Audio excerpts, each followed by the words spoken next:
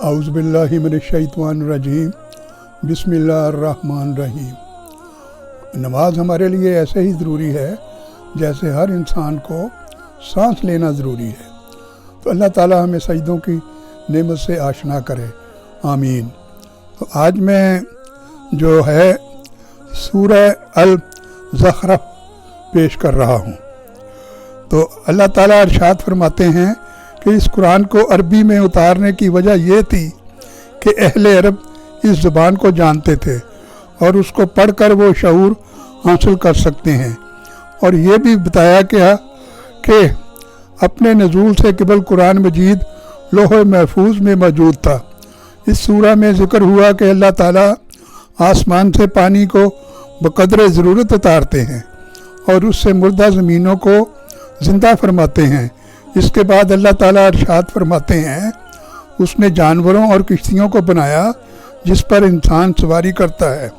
جب ان کی پشت پر بیٹھتا ہے تو کہتا ہے کہ پاک ہے وہ ذات جس نے ہمارے لیے ان کو مسخر کیا اور ہم ان کو قابو میں لانے کی صلاحیت نہیں رکھتے تھے، بے شک ہم نے اس کی طرف پلٹ کر جانا ہے۔ اس سورہ میں اللہ سبحانہ تعالیٰ نے مشرکین کی شدید مذمت کی ہے جو کہ اللہ تعالیٰ کی مخلوق کو اس کا حصہ دار بناتے ہیں اور فرشتوں کو اللہ تعالیٰ کی بیٹیاں کہتے ہیں۔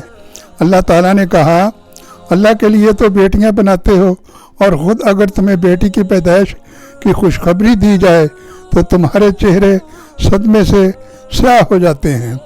اس سورہ میں اللہ سبحانہ تعالیٰ فرماتے ہیں کہ جب بھی ہم نے کسی بستی میں اپنے کسی نبی کو بھیجا تو اس بستی کے عمرا نے کہا کہ ہم نے اپنے آبا کو ایک خاص طریقے پر پایا ہے اور ہم اس کی پیروی کرنے والے ہیں۔ اس کے جواب میں انبیاء نے کہا کیا ہم تم کو اس بات سے آگاہ نہ کریں جو تمہارے آبا کے طریقے سے بہتر ہے؟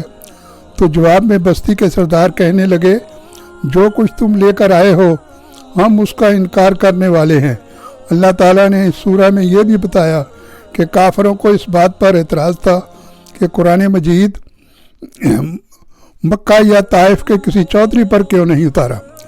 اللہ نے کہا کیا میری رحمتوں کو تقسیم کرنا ان کے اختیار میں ہے؟ میں جب چاہتا ہوں جہاں چاہتا ہوں اپنی رحمت کو اتار دیتا ہوں۔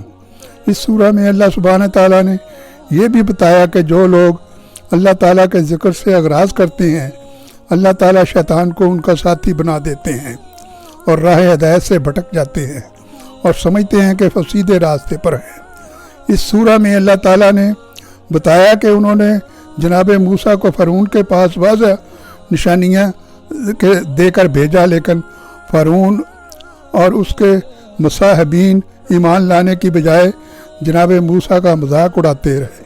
اللہ تعالیٰ ان کو پے در پے نشانیاں دکھاتے رہے، ان پر عذاب کو بھی مسلط کیا تاکہ وہ پلٹ آئیں، اور جب بھی کبھی ان پر عذاب آتا تو ایمان لانے کا وعدہ کرتے، اور جب عذاب ٹل جاتا تو دوبارہ بغاوت پر آمادہ ہو جاتے۔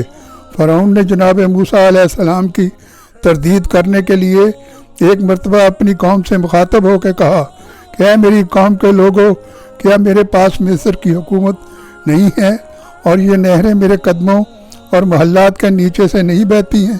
کیا میں بہتر ہوں یا موسیٰ علیہ السلام جن کی زبان میں لکنت ہے؟ اگر یہ اپنے دعوے سے سچے ہیں تو ان کے پاس سونے کا ڈھیر کیوں نہیں اور ان کے ہمراہ فرشتوں کی جماعت کیوں نہیں؟ یہ سب کچھ سننے کے بعد فرعون کی قوم کے لوگ پھسل گئے اور انہوں نے فرعون کی اطاعت کو اختیار کیا۔ در حقیقت ایسے تمام لوگ گناہ گار تھے، اور اس صورت میں اللہ تعالیٰ نے فرمایا کہ جناب عیسیٰ علیہ السلام کا بھی ذکر ہے، اور جناب عیسیٰ علیہ السلام کو قیامت کی علامات میں سے ایک قرار دیا۔ قرب قیامت میں جناب عیسیٰ علیہ السلام کا نزول ہوگا اور دوبارہ اسلامی شریعت کو دنیا میں نافذ کریں گے۔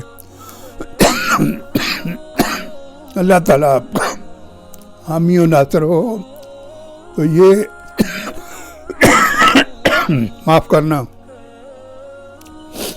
میں پھر آپ یہ دیکھیں اللہ سبحانہ تعالیٰ قرآن پاک کے اندر کتنی اچھی اچھی باتیں بتاتے ہیں، ہمارا فرض ہے کہ ہم ان کو پڑھ کر ان پر عمل کریں، اپنی اولاد کو بھی اس پر عمل کرنے کی تلقین کریں، تاکہ ہمارا جو مستقبل ہے وہ دنیا میں اور آخرت میں بہتر ہو۔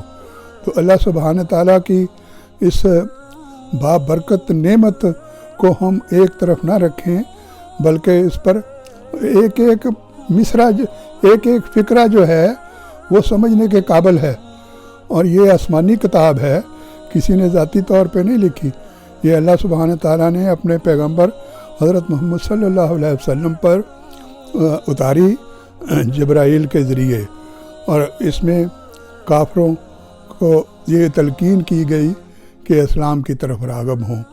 اللہ تعالیٰ آپ کا حامی و ناصر ہو، اسے ضرور سنا کریں، اس سے آپ کو اجر بھی ملے گا، اور دوسروں کو بھی سنائیں، اس کے اجر میں بھی آپ کا حصہ ہوگا۔ اللہ تعالیٰ آپ کا حامی و ناصر ہو۔ اللہ حافظ۔